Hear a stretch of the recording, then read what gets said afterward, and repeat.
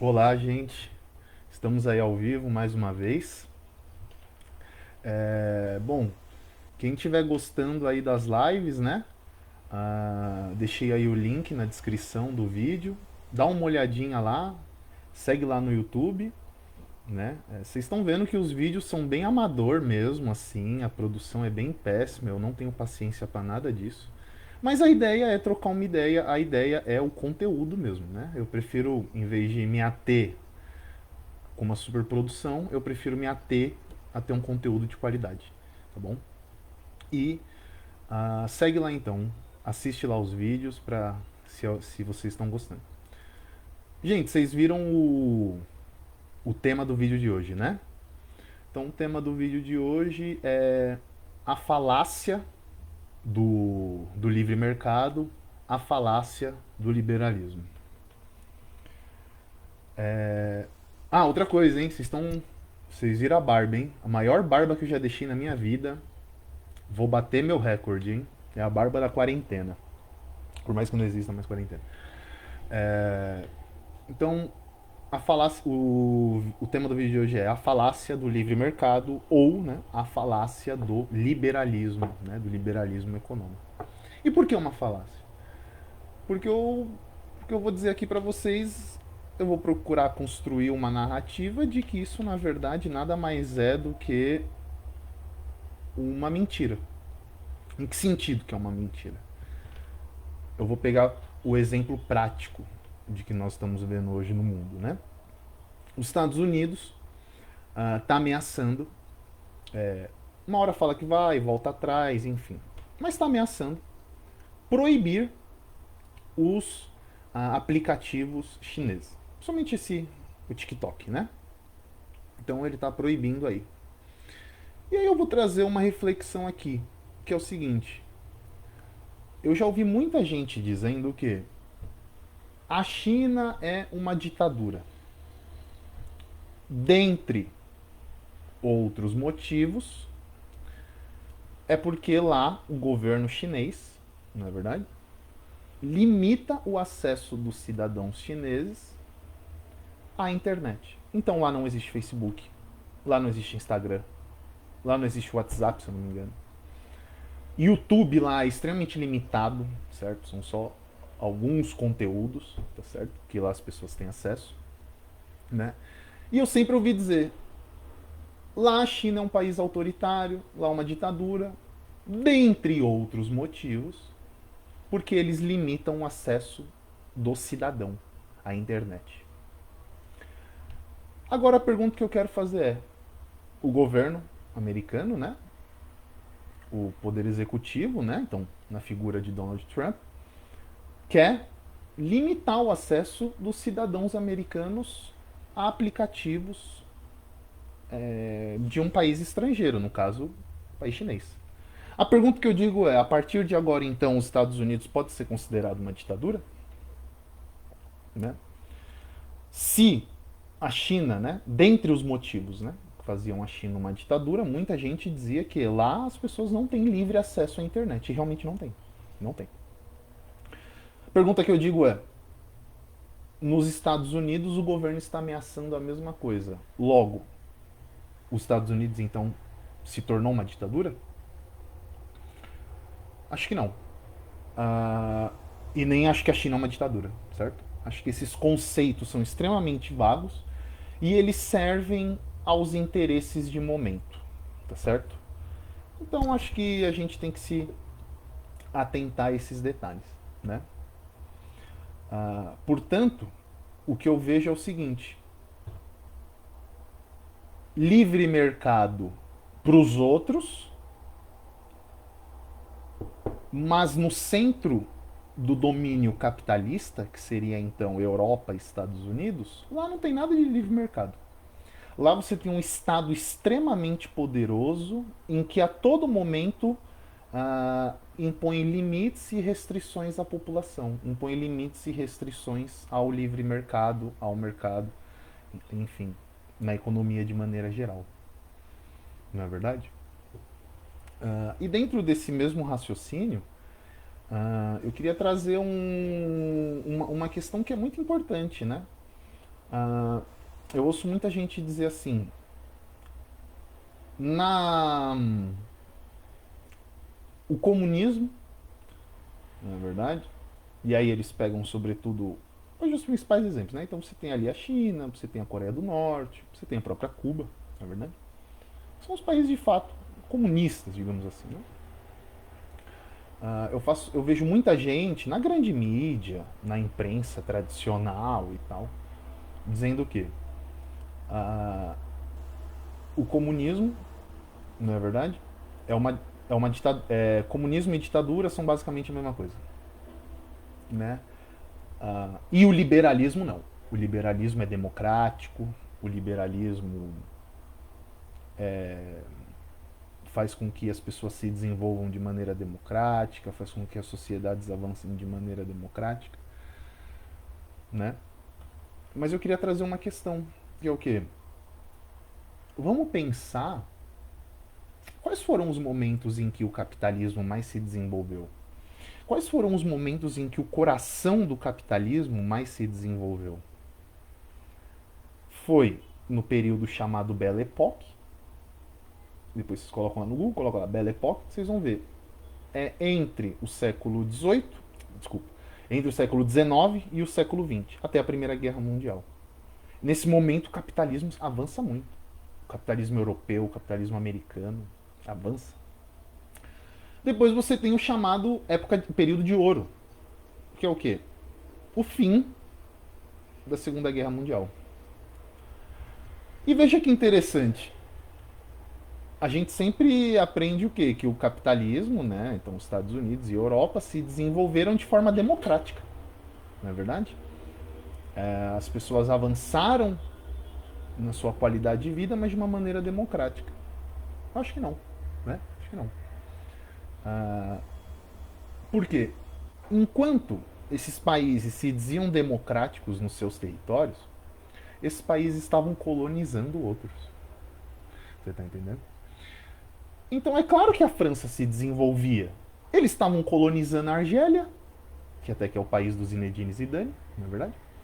É claro que a Bélgica e a Holanda se desenvolviam. Eles estavam lá no Congo, escravizando as pessoas, cortando a mão das pessoas, isso vocês encontram facilmente na internet, não é verdade? É claro que os Estados Unidos estavam se desenvolvendo. Eles estavam colonizando vários países na América Central. Um exemplo disso é Cuba, por exemplo, né? O Haiti, não é verdade? Então é claro que os Estados Unidos ia se desenvolver. Eles estavam roubando riquezas de outros países. É claro que a Europa ia se desenvolver. É claro que a Inglaterra ia se desenvolver. Eles estavam roubando riquezas da Índia, não é verdade? Então percebam que essa ideia de falar que o capitalismo, que o liberalismo, ele convive de maneira democrática, isso é uma mentira, tá certo? O capitalismo e o liberalismo é democrático para quem está ganhando em cima dele, não é verdade? Acho que os africanos e os asiáticos que estavam sendo colonizados, acho que eles não deviam achar que o capitalismo e o liberalismo é tão democrático assim, né? Mas por que eu estou dizendo isso? Porque eu vejo que hoje no Brasil a gente tem uma grande discussão. Qual que é a discussão? É basicamente a discussão entre o papel do Estado.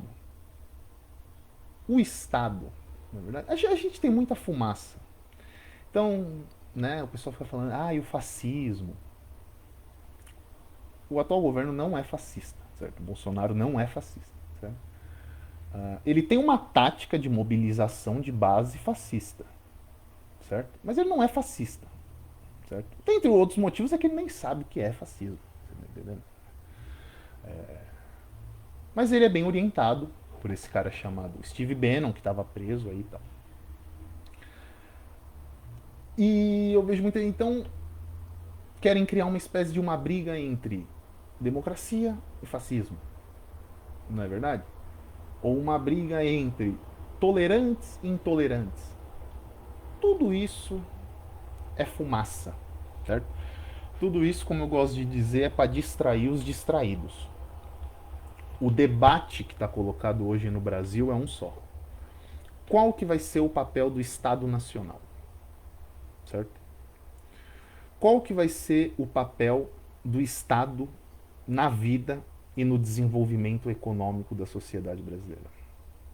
Esse que é o grande detalhe, certo? Então você tem aí os liberais, na é verdade, sobretudo essa galera aí da escola de Chicago, né? Milton Friedman, da escola austríaca, o Hayek, né? Você tem então esse pessoal que defende o quê? Essa ideia de um Estado mínimo, não é verdade? Acho que vocês já devem ter ouvido muito isso. Vocês já ouviram essas coisas na grande mídia, né? Do tipo assim, o Estado deve se ater somente à saúde, educação e segurança pública, certo? Vocês já devem ter ouvido também frases do tipo, tem que privatizar tudo, não é verdade? O Estado atrapalha a iniciativa privada. O Estado atrapalha o desenvolvimento brasileiro. Tudo isso são frases ideológicas, na verdade, que fazem parte de uma ideologia que é a ideologia liberal, né? Vamos chamar então de neoliberal, né? Neo-novo, né? O novo liberalismo, né? Então vocês têm toda essa discussão aí. E do outro lado você tem os chamados desenvolvimentistas, não é verdade? Que acham que o Estado deve intervir na economia, que o Estado deve intervir na sociedade. Intervir na economia tanto investindo na economia, de fato, colocando dinheiro na economia, direcionando a economia economicamente, como também intervindo na economia através de leis. Não é verdade? Através da legislação direcionando essa economia, seja através de leis, seja através de iniciativas econômicas de fato. Certo? E é aí onde eu vejo o grande problema do Brasil hoje. Que é o quê? O debate está interditado. Porque não tem que ser um debate entre ou nós temos um Estado poderoso ou nós temos uma iniciativa privada poderosa.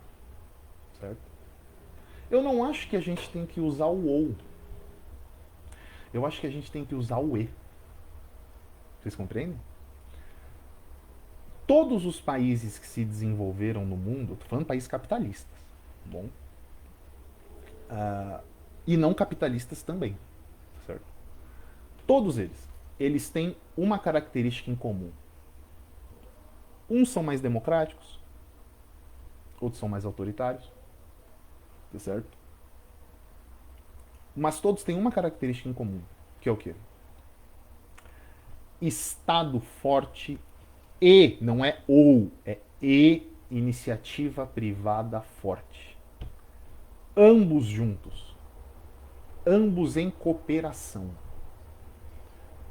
Aí você pode estar se perguntando aí do outro lado, mas como isso é possível? E aí é onde entra a questão, né?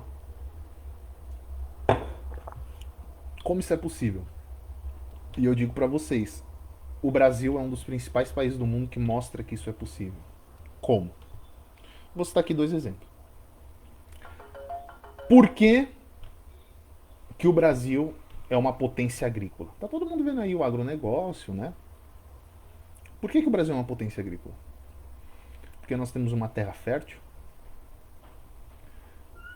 porque nós temos uma terra abençoada, não é verdade? Tem aquela carta do Pero Vaz de Caminhas, né? Aqui é uma terra que tudo se planta. É claro que é uma terra que tudo se planta. Eles chegaram na Mata Atlântica, você derruba a mata, você planta o que você quiser lá. O solo é extremamente fértil. Mas o agronegócio brasileiro está sobretudo aonde? Ele está sobretudo no Cerrado. O Cerrado não é uma terra muito fértil. O que possibilitou o Cerrado ser hoje o celeiro do mundo? Ser hoje o lugar onde se produz comida, se produz commodities, carnes no mundo, não é verdade? Tecnologia. E como que foi feita essa tecnologia? Através de uma instituição, vocês podem procurar na internet também, chamada Embrapa. O que é Embrapa? A Embrapa nada mais é do que uma parceria entre a USP, né, aqui a USP aqui no Butantã, né, a Universidade de São Paulo, e a Federal de São Carlos. Então você tem uma parceria entre essas duas universidades, onde se foi produzido a Embrapa, tá certo? Onde essa empresa, ela vai o quê? Produzir tecnologia de plantio. Essa empresa, ela vai produzir adubo de tecnologia alta. Essa empresa, ela vai produzir semente geneticamente modificada. Você tá entendendo? Semente transgênica. Você tá entendendo? Essa empresa, ela vai produzir aditivos para deixar o solo mais fértil, tá certo?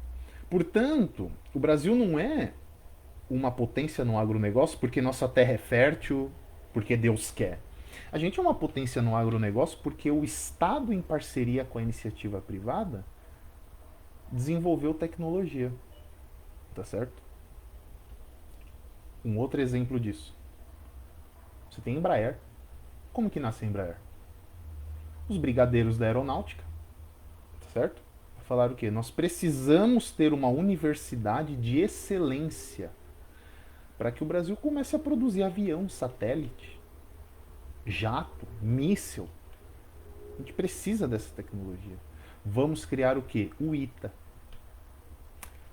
O que aconteceu? Foi criado o ITA, através da aeronáutica.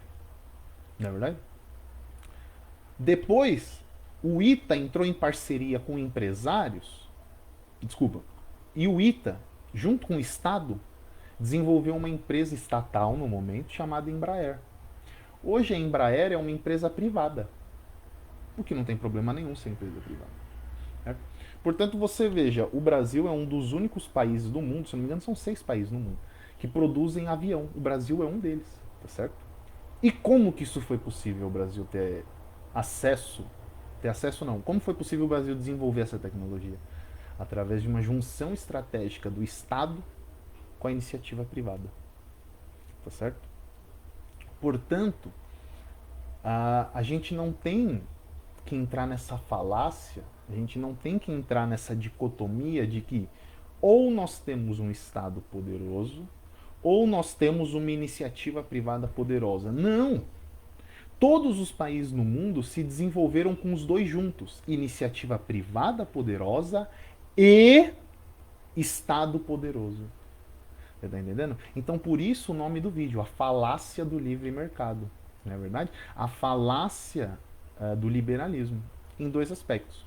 Primeiro, os momentos em que os países capitalistas, liberais, mais se desenvolveram eram países que estavam colonizando outros. Portanto, não tinha nada de democracia. Como que você vai me falar de democracia com escravidão? Uma coisa meio óbvia, não é verdade? Primeiro aspecto. E segundo aspecto é o quê?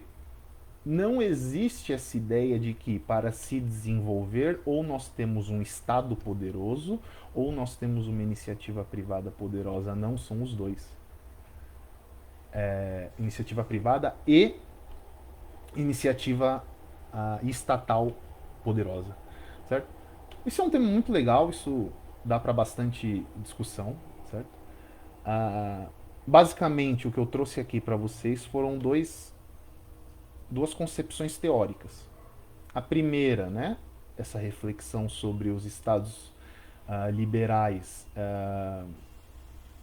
colonizadores, na verdade, é uma crítica que foi desenvolvida por um intelectual chamado Domênico Losurdo, certo? Basicamente foi daí que eu tirei isso que eu falei. Essa outra crítica, não é verdade, de que não se tem uma iniciativa privada poderosa ou um Estado poderoso, mas se os dois juntos, é a tônica, na é verdade, da ideologia na qual eu sigo, que é o trabalhismo, certo? Que é o trabalhismo, que é os herdeiros trabalhistas. Então a gente tem Leonel Brizola, não é verdade? Nós temos Alberto Pasqualini. O Brizola é mais político, mas o Pasqualini é um teórico, tá certo? Nós temos Darcy Ribeiro, que escreve O Povo Brasileiro. Então essa vem daí, né, essa minha reflexão. Estou citando só para vocês saberem, para vocês irem atrás. Vão ter outras lives, até mais, que já está dando 20 minutos, muito tempo. Segue